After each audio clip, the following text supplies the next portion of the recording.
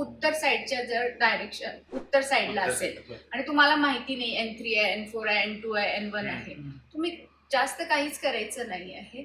उंबरठा जो आहे त्याला हिरवं करून टाका. पूर्व साईडला पण असेल त्याला हिरवं करा, पश्चिमेला असेल तर पांढरी करून टाका आणि साऊथला असेल तर मी म्हटलं त्याप्रमाणे पिवळं करा. जसं की तुम्हाला सांगितलं मग पंचमुखी मार्ग त्याच्या मागे काय कारण आहे?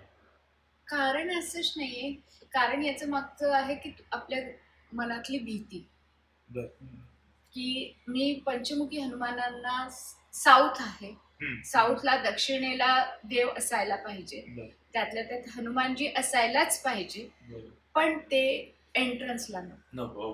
साधा एक्झाम्पलच देते किंवा एक साधं सगळ्यांना जे व्ह्युअर्स बघतायत त्यांना एक प्रश्न देते. तुमच्या घरामध्ये महिला आहेत, वरती देव तुम्ही लावलेले आहेत आणि त्या दारातून येता जाता ती महिला किंवा तुमच्या घरी येणारी मेड ही कितपत ही कशी आहे हे तुम्हाला माहिती आहे का? महिन्याचे 4 दिवस पिरियड्स मध्ये असताना देवाच्या खालून वरतून जाणं हे योग्य आहे का?